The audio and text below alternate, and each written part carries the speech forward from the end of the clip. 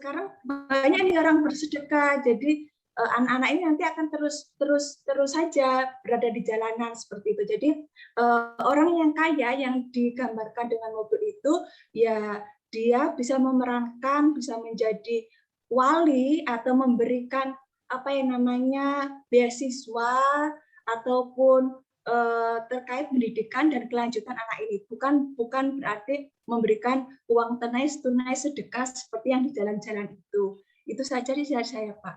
Berarti itu yang akan mendukung anak keluar dari jalanan ya? Iya. Baik. Masih ada? Masih punya 1 menit lagi Pak Taufik? Mungkin saya tambahkan sedikit yang mendukung mungkin dari dinas terkait ya Pak, seperti dinas sosial dan dinas PPPA.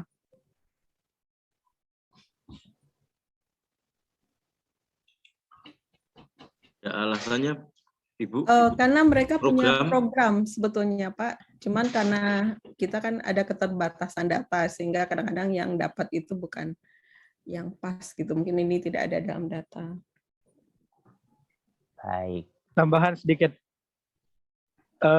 privat sektor mungkin, pelaku usaha. Privat sektor, dunia usaha. Sama sebetulnya selama ini yang sangat peduli itu ya lembaga masyarakat Pak, yang betul-betul sebetulnya lebih banyak melakukan itu.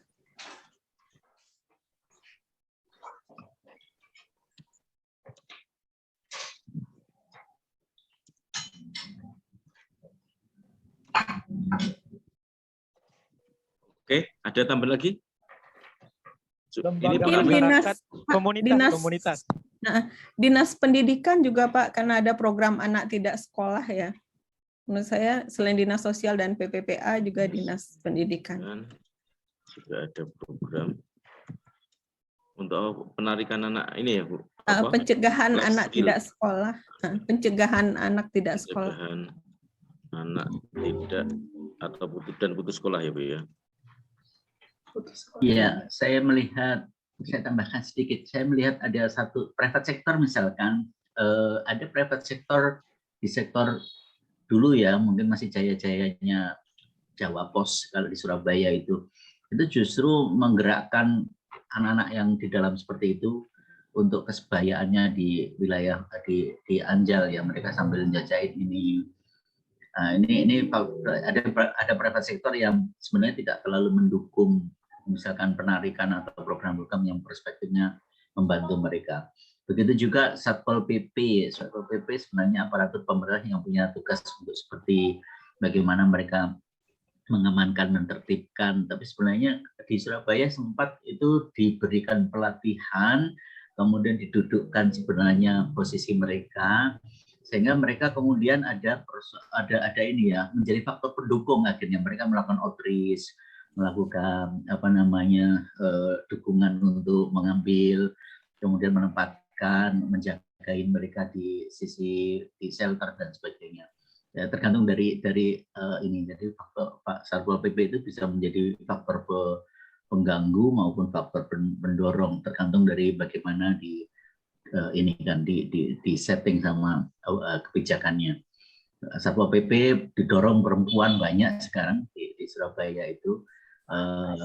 Dianggapnya dalam tanda petik, walaupun ini agak gender bias ya, sebenarnya mereka lebih memahami, lebih manusiawi ketika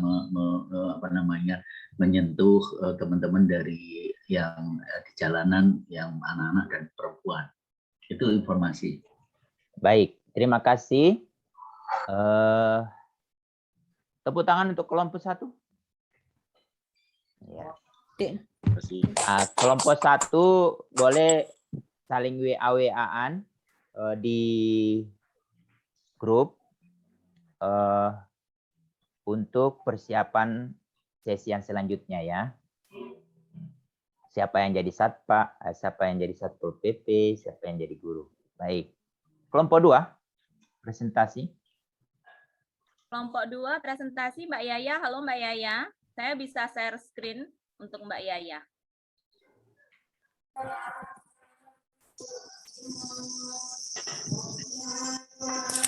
Ya, kelompok 2 hari ini dengaran ya suara saya ya. Oke. Mana saya screen-nya Mbak Wiwi? Bentar, kenapa itu tadi nggak bisa? Sangkut ya. Takut apa? Sangkut. Iya, takut apa? Ini. Udah Iya. muncul nggak? Barusan soalnya nggak kena. Udah Mbak. Yuk, silakan Mbak. Ya, kelompok 2 kita akan mengambil tema anak yang bekerja di kebun teh. Nah, ini adalah anak-anak yang bekerja di perkebunan teh. Bisa next Mbak Wiwi. Nah, pelanggaran apa saja yang ada di anak-anak yang bekerja di kebun teh, yaitu yang pertama adalah anak yang dipekerjakan di tempat tidak layak. Kenapa tidak layak? Karena areanya istilahnya ya berbahaya gitu. Terdapat pada poin 3 ini juga yang rentan kecelakaan kerja, artinya terpleset karena wilayahnya mungkin istilahnya curam, bagaimana mungkin licin keadaannya, apalagi kalau hujan gitu ya. Kemudian juga terlanggar hak pendidikannya karena anak menjadi tidak sekolah gitu. Kemudian juga terganggu tumbuh kembangnya karena mereka membawa barang berat. Artinya ketika mereka membungkuk itu kan otomatis juga mengganggu tumbuh kembang dia. Mungkin anak yang harusnya bisa tumbuh tinggi akhirnya tidak bisa tumbuh tinggi karena dia harus membawa barang berat yang akhirnya menjadi sakit di badannya. Kemudian juga upah kecil, artinya di mana anak-anak ini mendapatkan upah yang tergantung dari yang memberi kerja gitu. Biasanya orang yang memberi kerja itu kan mempunyai pemikiran macam bahwa gini, anak-anak sewajarnya lah dikasih segini, sewajarnya dikasih segini. Padahal itu tidak sesuai dengan apa yang anak-anak ini kerjakan gitu. Sehingga itu merupakan upah yang sangat kecil banget bagi anak-anak. Kemudian juga mereka tidak mempunyai waktu untuk bermain atau bersosialisasi dengan teman-temannya, berkumpul dengan teman-temannya pun tidak bisa gitu.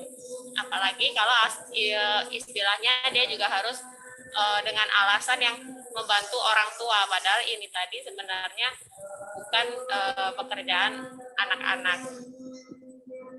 Mbak Wiwi, ini adalah mungkin nanti bisa teman-teman tambahin lagi ya, karena saya kebiasaan to the point dan apa yang ada gitu. Kemudian aktornya di sini adalah yaitu ada perusahaan juragan atau majikan, di mana perusahaan ini welcome aja dengan anak-anak yang ikut bekerja orang tuanya. Nah, nanti mungkin di sini bisa teman-teman tambahin ya dari kelompok 2, mungkin nanti teman-teman juga bisa menjelaskan lagi di sini Mas Jaya terutama, kemudian juga dari pemerintah kabupatennya yang belum ada regulasi ini ya peraturan yang menerapkan gitu bahwa anak-anak tidak boleh bekerja gitu. Kemudian juga pemerintah desanya yang mungkin di situ mereka juga masih melihat begini bahwa anak-anak ini karena membantu orang tuanya gitu. Orang tuanya ini tidak berkecukupan dalam kebutuhannya gitu. Jadi pemerintah memberikan keluasan atau memberikan izin anak-anak untuk bekerja dengan alasan yang membantu orang tuanya gitu. Kemudian juga ada orang tua yang mana biasanya dari perusahaan menargetkan harus mendapat jumlah petikan misalkan dalam ukuran keranjang gitu. Nah, orang tua ini supaya biar cepat dia alasan anaknya disuruh membantu gitu. Alasannya ayo anak bantu orang tua supaya orang tua ini cepat mencapai targetnya. Kemudian juga ada forum anak yang mana nantinya akan ikut bersosialisasi bagaimana supaya anak-anak tidak ikut bekerja dalam perkebunan teh. Nah, kemudian langkah yang akan dilakukan yaitu pemerintah membantu orang tua dari anak yang bekerja agar bisa mencukupi kebutuhan.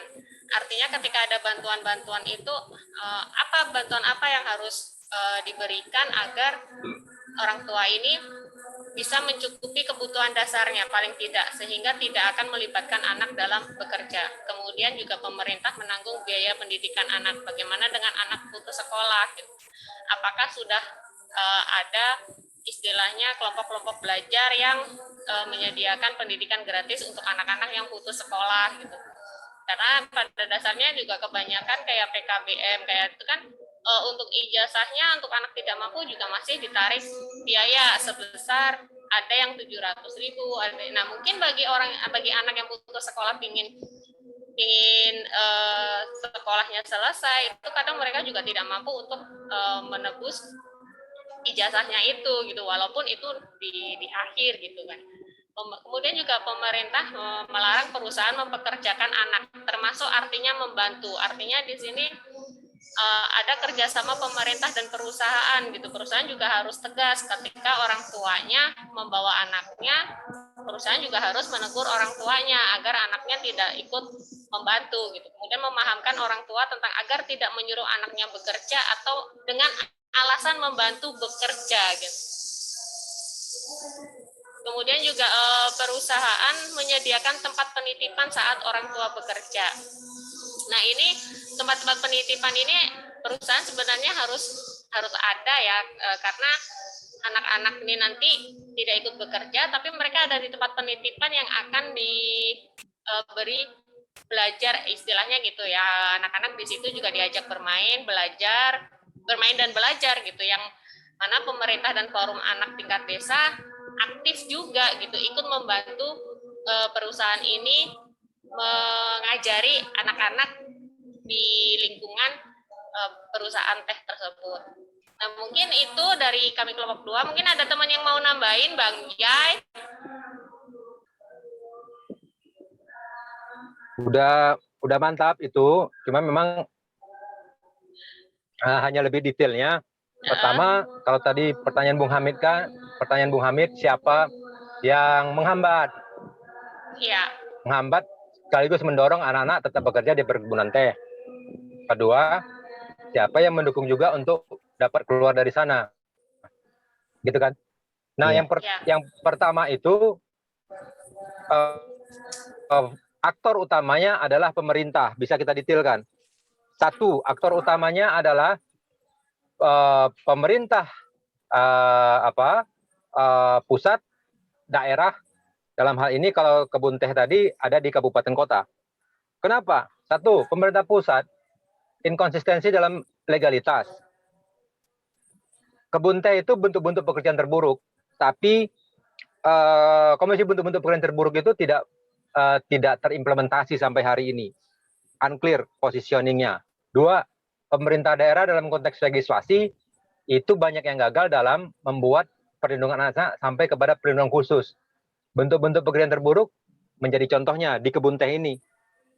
Artinya tidak ada sistem perlindungan. Satu. Kedua, di ketenaga kerjaan, labor inspector itu ditarik ke provinsi.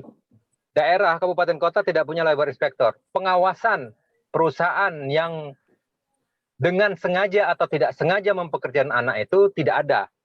Kalau kita lihat dari regulasinya, ada semua bahwa pekerja anak bentuk terburuk tidak boleh. Undang-Undang 1/2001 misalnya tentang dari ratifikasi konvensi ILO 182.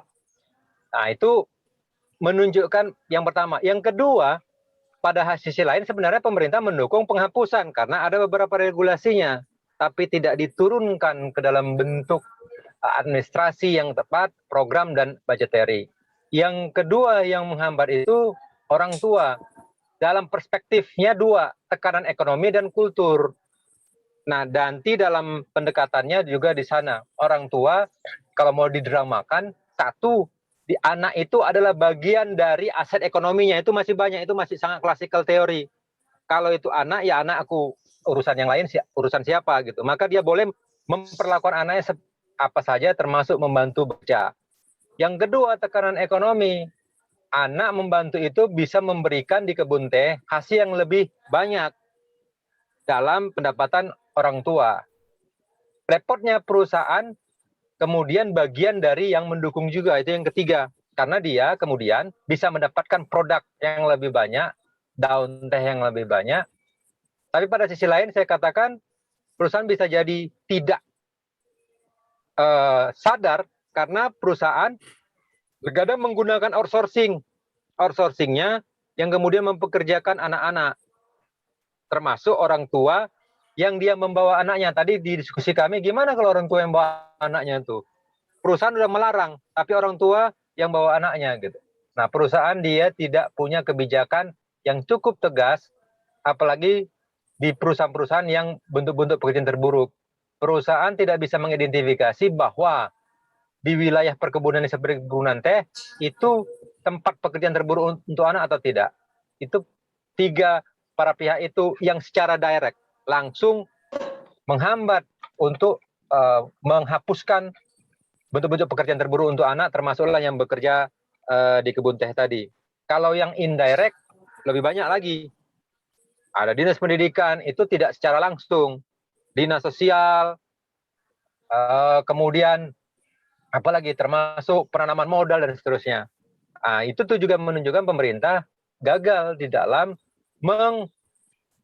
menginterkoneksi, mengintegrasikan program untuk mencegah anak-anak bekerja. Tadi sudah disebutkan oleh teman-teman Mbak Wiwi, Mbak Yaya, dan Mbak Mutia. Program PKH misalnya gagal mengidentifikasi anak-anak yang rentan masuk ke dalam bentuk-bentuk pekerjaan terburuk. Nah, itu contohnya yang dia indirect.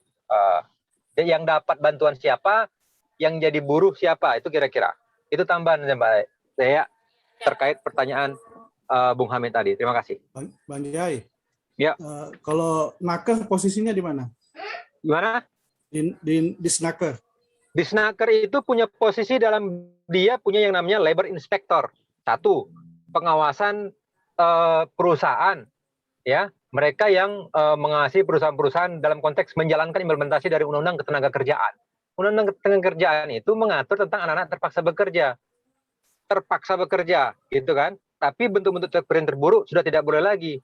Labor inspector itu tidak berfungsi secara aktif. Mereka melihat bahwa orang-orang yang bekerja dalam konteks formal yang bisa mereka awasi, tapi yang bekerja informal nggak bisa mereka awasi. Itu juga kelemahan dalam sistem legislasi kita, dalam sistem hukum kita. Gimana orang yang bekerja di industri, home industry, yang dia sektor informal, nggak bisa diawasi oleh Disnaker maupun labor inspector. Belum lagi labor inspector itu hanya ada di tingkat provinsi. Bagaimana provinsi mengawasi satu provinsi seperti Jawa Tengah? Nggak bisa, gitu kan? Karena tidak lagi labor inspector di tingkat kabupaten kota, yang seharusnya dia bisa memiliki UPT-UPT yang langsung mengawasi setiap perusahaan berada di kabupaten kota. Itu kegagalan pemerintah dalam konteks kebijakan. Kalau kata Mas Nanang, itulah langkah pertama mencerminkan bagaimana komitmen dan integriti negara dalam implementasi hak anak, khususnya penghapusan bentuk-bentuk pekerjaan terburuk untuk anak. Baik. Hamid, boleh? Jangan dulu. Nah, masih aktor ini. Nanti kita masuk di drama nanti. Nah, maksudnya sebelum terlalu jauh, karena saya pengen lihat gambarnya dulu, Pak. Baik, silakan. Bisa minta tolong kembali ke gambarnya enggak?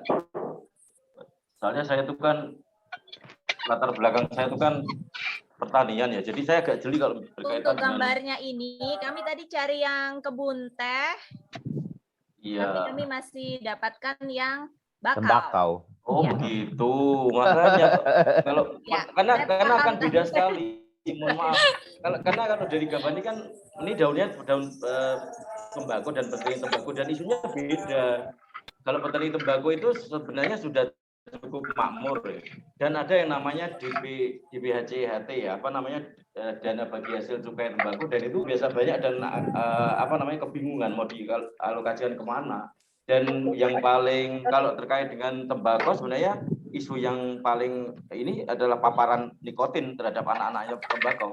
Anak-anak petani tembakau itu juga karena makmur mereka tetap sekolah, tetapi tetap paparan nikotin itu karena mereka melakukan aktivitas kayak merajang daun tembakau itu di rumah, dijemur di rumah, dan itu sangat mengganggu kesehatan anak-anak ini. Jadi, sorry ini hanya karena saya tadi tertarik dengan pentingnya. Ya, beberapa hal memang ada yang tidak berbeda begitu ya.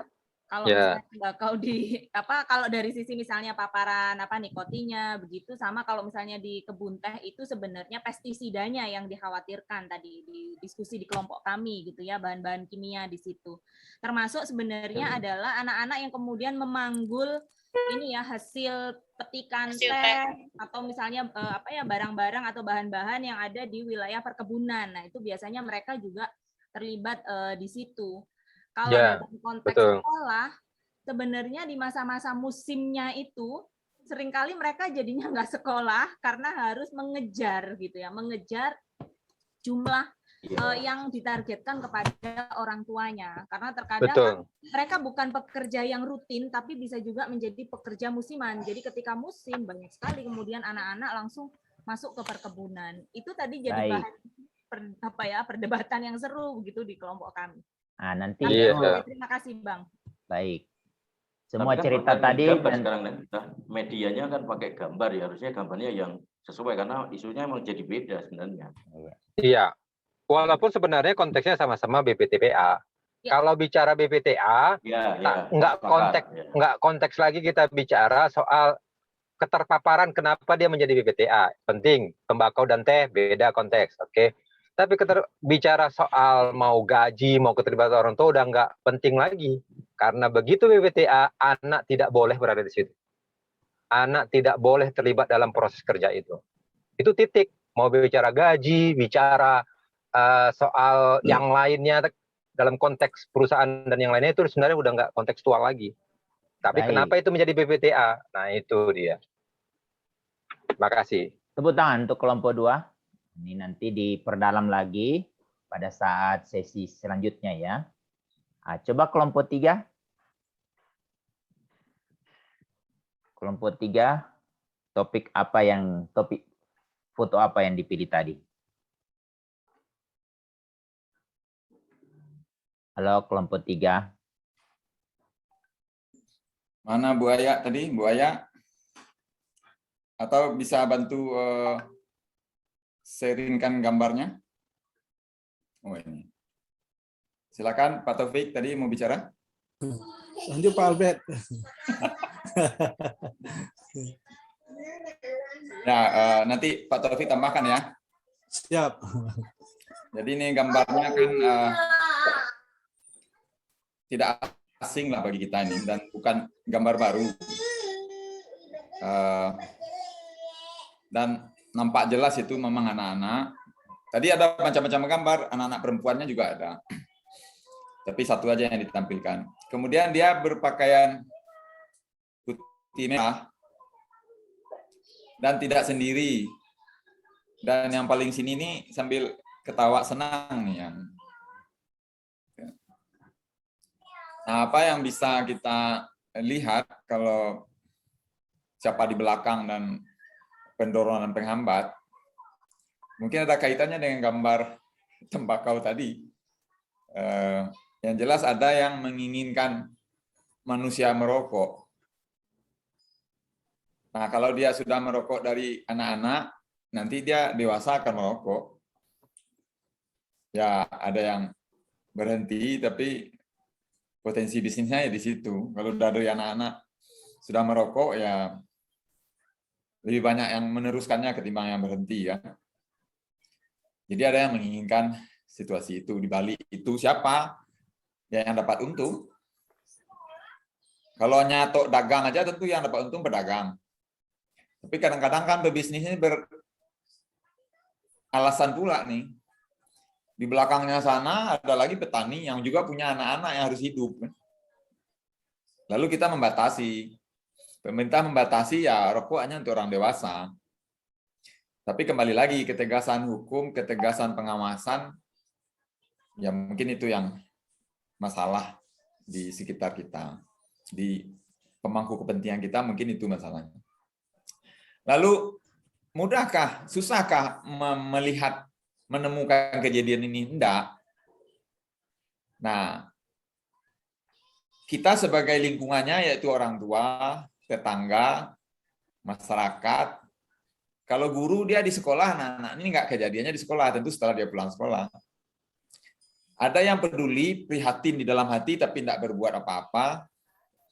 Ada yang peduli berbuat saja, sejangkau tangannya, sebisa mulutnya dia tegur gitu kan. Tapi kalau lebih banyak di kita ini sudah tidak peduli juga. Itu pertama juga mungkin karena itu anak siapa. Yang kedua juga ya percuma juga di sini kayak tidur pakai kain sarung. Ditarik ke atas, kaki kena nyamuk, ditarik ke bawah, kuping dingin gitu kan. Jadi ya sudahlah, ujung-ujungnya masyarakat kemudian udah jadi presiden tidak apa-apa. Nah, lebih parah lagi nanti kita udah mati rasa tanggung jawab ini, masyarakat kita ini. Nah, stakeholder yang sering diskusi seperti kita ini, yang mungkin juga termasuk stakeholder yang dibiayai oleh pemerintah, sebagian kita ini kan kadang-kadang kepala yang gatal, pantat yang digaruk kan. Masalahnya di mana? Kita membahasnya kan di panggung seminar, pergi ke daerah, rapatnya juga di hotel kan, balik lagi ketemu dengan orang yang dihadakan hadir oleh dinas, itu juga orang yang belum tentu bersentuhan dengan urusan ini. Nah, maka sebetulnya pertanyaan kita adalah, di samping yang tadi sudah disebut ya, penegakan aturan yang tidak tegas, kemudian tidak dijalankan dengan baik, ya memang manajemen solusi. Hampir tidak ada manajemen solusi secara nasional di kita ini untuk melakukan pencegahan segala persoalan anak, bukan hanya rokok tadi. Tidak ada manajemen solusi kita secara nasional yang bisa dikontrol. Jadi kalau Ibu Yosi dari Bappenas atau Ibu Menteri dari KPPA datang ke daerah, dia tidak punya data yang bisa ditagih. Hai Pak Bupati udah berapa tahun menjabat? 2. Nah, 2 tahun yang lalu dengan sekarang, anak Pak Bupati yang bermasalah dengan narkoba segini, sekarang jadi naik nih Pak Bupati. Pak Bupati ada melakukan sesuatu nggak tentang itu? Yang melakukan yang korban kekerasan dulu 2 tahun yang lalu dengan sekarang, nah ini agak turun Pak Bupati, bagus nih. Nah, yang merokok nih Pak Bupati, atau yang kecanduan pornografi nih, yang seks bebas nih, dulu rendah sekali, bahkan tidak ada di Kabupaten Pak Bupati. Nah sekarang kok jadi besar nih Pak Bupati. Nah, ini tidak ada. Apalagi bagaimana membuat si Bupati membesarkan anggaran untuk itu, kalau yang mengontrol pun tidak tahu mau mengontrol apa sebetulnya datang ke daerah itu. Jadi solusi-solusi kehadiran orang pusat ke daerah sebenarnya masukan ke Bu Yosi ini perlu dievaluasi juga seberapa kena itu ke penyelesaian masalah, atau itu hanya sekedar jauh panggang dari api saja. Jadi kita, kan persoalan anak merokok, semua gambar tadi bukan persoalan hari ini dan 3 minggu yang lalu, tapi persoalan semenjak negara ini ada kan, semenjak ratifikasi KHA, semenjak Undang-Undang 2002 dibuat. Nah, harusnya semua itu bisa ada jejaknya. Sekarang kan jejaknya seperti kita mencari jejak dalam air. Nanti besok ganti lagi kepala dinasnya tuh. Nanti 2022 kan ganti apa nih pejabat, atau 2024 nanti ganti lagi bupati, ganti lagi gubernur, ganti lagi kepala dinas. Kepala dinas yang baru duduk nggak tahu dia cerita Pak Jalani tadi. Nggak tahu dia cerita yang Pak Bu Yaya Kalteng sampaikan tadi, nggak tahu dia. Kalaupun tahu, sekedar masuk saja baru ke dalam tas dia, entah nanti di prioritas keberapa menjadi perhatian dia. Nah, ini menurut saya intervensi kita adalah saatnya negara sebagai, kalau orang tua kan nggak mungkin sebetulnya maju-ojo anaknya ke dalam masalah, tapi pasti karena ketakberdayaannya. Disitulah peran masyarakat. Tapi ada juga bagian yang masyarakat juga nggak bisa, disitulah intervensi pemerintah yang mempunyai dana pula untuk itu, menyambungkan ruangan-ruangan kosong sehingga potensi-potensi masyarakat, baik yang masyarakat yang sudah senior maupun anak orang-orang muda juga bisa menjadi solusi, terutilisasi, tapi dengan manajemen solusi. Bukan dengan sekedar, sekarang kalau kita lihat nih webinar-webinar nih, KDRT kah, kekerasan seksual kah, apa segala macam, itu hanya dengan angka-angka yang dari ke tahun itu diceritakan, tapi tidak ada yang bisa kita secara manajemen kerja, itu ada ukuran yang jelas, makin maju apa makin mundur, di lokus mana dia, makin jelek apa makin bagus, di situ yang bertanggung jawabnya siapa yang bisa kita tuntut. Nah, kita tidak sampai diskusinya ke situ, dan manajemen solusinya enggak termanage. Pemerintah pun kayaknya perlu mengajak kita evaluasi bareng-bareng yang begituan. Begitu, Pak. Bu.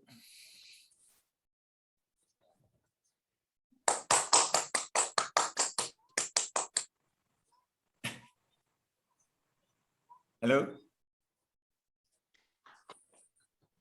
Wah, saya dari tadi bicara ini tidak. Baik. Hilang, Pak. Tepuk tangan untuk kelompok 3. Sekarang kita sudah punya 3 topik nih ya. Topik anjal, topik pekerja anak perkebunan teh, lalu perilaku menyimpang merokok. 25 menit ke depan, Ibu Bapak diskusikan dan menentukan siapa yang menjadi tokoh-tokoh yang ada di belakang layar di anak itu. Otomatis kan harus ada anaknya ya. Lalu ada orang tuanya, lalu ada aktivis mungkin, kemudian ada orang pemerintah kali yang mendorong atau yang menarik, ada pengusaha. Itu tolong dibagi habis di kelompok itu mungkin ada 2 orang yang bisa berperan 2 kali untuk memerankan bermain peran. Jadi foto tadi kan udah didiskusikan. Sekarang kembali ke grup lagi untuk menentukan siapa nih tokohnya, lalu tokoh itu harus memerankan ya minimal mendekati yang ada di foto itulah ya. Yang ingin kita capai itu mau tetap diteruskan anak itu menjadi anak jalanan atau dia keluar. Jadi ada solusi-solusi penyelesaian.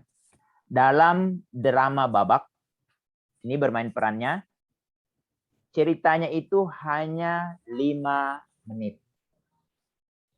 Jadi scan-nya itu, scan 1, scan 2, scan 3 itu totalnya hanya 5 menit. Untuk mencapai 5 menit itu, Ibu Bapak saya kembalikan ke grup masing-masing untuk menentukan siapa pemeran-pemerannya. Ada pertanyaan?